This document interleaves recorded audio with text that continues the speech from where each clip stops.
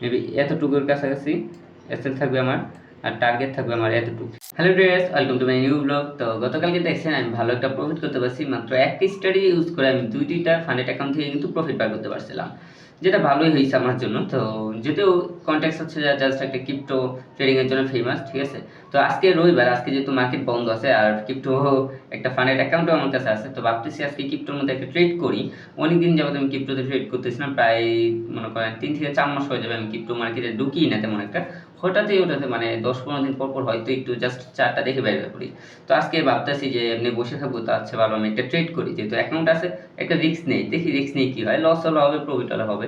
তো এই জন্য আর কি আমি এখন ইউরো বলতে চাইছিলাম, তবে এটা নামে হচ্ছে যা ইথিরিয়ামে আসছে এখন, ঠিক আছে। বিটকয়েনে আমি নাই, বাট ইথিরিয়ামে আসছে। ইথিরিয়ামের মুভমেন্টটা একই দেখায়, ক্রিপ্টোতে তো আপনি মনে করেন বিটকয়েনের পিছিয়ে পিছিয়ে সব কটাই দৌড়ায়, বাট এখন দেখতেছি মনে করেন আর কি ওই যে ইথিরিয়াম যেটা বলতেছি আমি ইথিরিয়ামে। তো আমি মার্কেটটা দেখাই, তারপর আমি এখান থেকে একটা ডাউনের জন্য ট্রেড নেবো।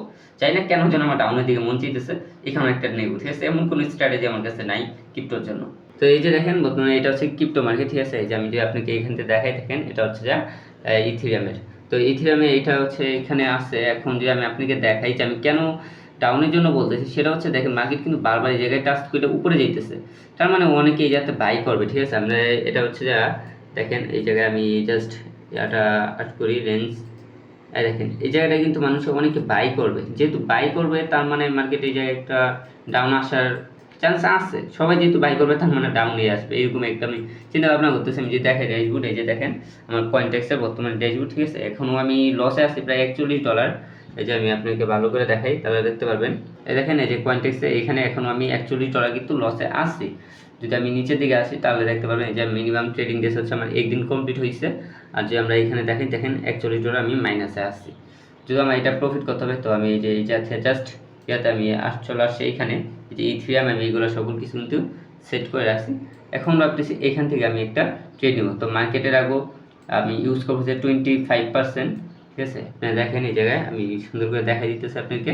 তো এই যে দেখেন এখানে আমি সেট করে রাখছি 25%, ঠিক আছে। 25% ইউজ করে, তো এই যে এখানে টিপি দিতে হবে। তো টিপি আমি রাখবো হচ্ছে যা প্রায় 1960, ঠিক আছে।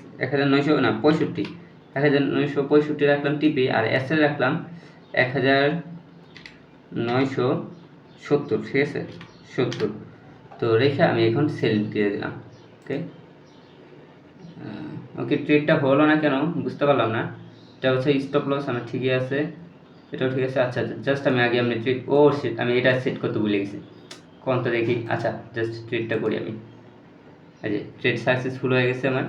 তো তারপর আমি আবার সেট করে নিব, ঠিক আছে। এসএল এগুলো আমি সকল কিছু সেট করে নিতে হবে আমার ম্যানুয়ালিভাবে। মানে এই জিনিসটা আমি কনফিউজ করে যাই আর কি, কোনটা কোন জায়গায় ট্রেড করবো। তো দেখেন এখন আমার লস চলতেছে $1 মতো। তো দেখি এটা কী হয়। আমি এখানে আমি জাস্ট আপনাকে শো করে দেখি এটার মাধ্যমে যে কি করব। এখানে যেহেতু আমার ট্রেড করছে, আমি এসএলটা রাখবো আমি মেবি এতটুকুর কাছাকাছি এসএল থাকবে আমার, আর টার্গেট থাকবে আমার এতটুকু, ঠিক আছে। 1:3, 1:3 আমি টার্গেট রাখলাম আজকে, ঠিক আছে। জানি না কি হবে, তারপর আমি এতটুকু রাখলাম। তো ট্রেড তো করলাম, এখন দেখি যে কি হয়। এখানে তো আমার কোনো স্ট্র্যাটেজি নেই, কারণ হচ্ছে যে আমি ক্রিপ্টোর মধ্যে কোনো স্ট্র্যাটেজি ইউজ করি না। তো জাস্ট আমার মনে হয়েছে আমি ট্রেডটা নিচ্ছি, তার বাইরে আর কোনো কিছুই না। এখন দেখতে হবে যে কি হয়, যাই হবে সেটাই অ্যাকসেপ্ট করবো। যদি প্রফিট হয় তাও ভালো, আর লস হলো তাও ভালো, ঠিক আছে। তো 1:3 রাখছি কেন আমি সেটা বলি, কারণ হচ্ছে ক্রিপ্টোতে আপনি জানেন যেদিকে ক্রিপ্টো একটা ফল দেয় সেদিকে অনেক বেশি যায়। অর্থাৎ যদি আপনি যায় তাহলে আপনি যেতেই থাকবে মার্কেট, আর যদি ডাউন আসে তাহলে ডাউনই আসতে থাকবে। ক্রিপ্টোর মধ্যে এই জিনিসটা অনেক বেশি হয়, যে কারণে আমি 1:3 রিস্ক ওয়ার্ডে রাখছি আর কি। তারপর আমি জানি না এটা কি হবে, দেখা যাক। যদি ক্যান্সেল করি সেটাও আমি আপনার সাথে শেয়ার করবো। এখন দেখি মার্কেট কি করে, যদিও এখন তো লস চলতেছে। আই হোপ কি যদি প্রফিট দেওয়া দেয় আর কি। জাস্ট দেখি, আর যাই হবে আমি সেটাই আপনার সাথে এখন শেয়ার করবো। আমি যে ট্রেডটা করছিলাম এই ট্রেডটা আমার অ্যাসার্জে লেগেছে, কারণ এটা আমার জাস্ট একটা র্যান্ডম ট্রেড ছিল, আর এখানে আমার কোনো অ্যানালিসিস ছিল না। তো মনে চাইছিল একটা ট্রেড করার জন্য, এর জন্য আমি একটা ট্রেড করছি। যদিও আমার ক্রিপ্টোতে কোনো স্ট্র্যাটেজি নাই, যে কারণে আমি এইভাবে একটা ট্রেড করছি। যদি আমি শুধুমাত্র গোল্ডে ট্রেড করি, আপনারা জানেন।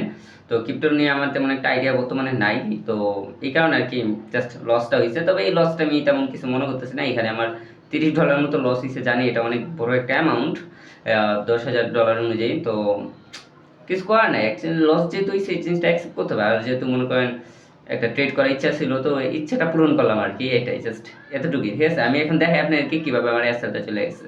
তো এই যে দেখেন, এই যে আমার ট্রেডটা কিন্তু এই জায়গায় ছিল, আর এই জায়গা থেকে দেখেন এসএল নিয়ে গেছিলাম। আমার প্রথম ছিল এসএল, এই জায়গায় আমি রাখছিলাম, পরবর্তীতে আর একটু বাড়ায় রাখছি এই জায়গায়। তো এটাও আমার এসএল নিয়ে গেছে। ঠিক আছে, আমার টোটাল লস হয়েছে কত, এই জায়গায় দেখেন $30 প্লাস আমার লস হয়েছে। ঠিক আছে, এখন যদি আমি ট্রেডিং ভিউ যাই, ট্রেডিং ভিউ এই যে ট্রেডিং ভিউ দেখতেছেন, এখন এতটুকু আর কি আমার লস চলে গেছে। তো কিছু করার নেই, যেহেতু লস গেছে অবশ্যই লসটা অ্যাকসেপ্ট করে নিলাম, আর কিছু করার নেই। একটা জিনিস হচ্ছে, যেহেতু মনে করেন স্ট্র্যাটেজি নাই, এটা হচ্ছে মেইন বিষয় আর কি, বুঝছেন। তো স্ট্র্যাটেজি থাকতো আমি অবশ্যই এই যাতে প্রফিট করতে পারতাম। আর মার্কেটে তেমন ভলিউম নেই আপনার, শনি রবিবার কিন্তু মার্কেটে তেমন ভলিউম থাকে না। ঠিক আছে, তারপরেও হঠাৎ অনেক ভালো ভালো ভলিউম আর কি চলে আসে, ওইটা আলাদা বিষয়। তো এখন হচ্ছে আপনারা যারা ক্রিপ্টো ট্রেডিং করেন, তাদের কাছে যদি কোনো স্ট্র্যাটেজি থাকে, তাহলে আমার সাথে যদি আপনার মনে হয় শেয়ার করা যায়, তাহলে অবশ্যই আমার সাথে শেয়ার করতে পারেন। আমিও ক্রিপ্টো ট্রেডিং নিয়ে হালকা পাতলা আর কি চিন্তা ভাবনা করতেছি, যে ক্রিপ্টোর মধ্যেও কিছু কিছু জায়গায় ইনভেস্ট করব আমি। তো অবশ্যই আপনারা হেল্প করেন আমাকে, যারা ক্রিপ্টো ট্রেডিং পারেন তো ক্রিপ্টো ট্রেডিং করেন।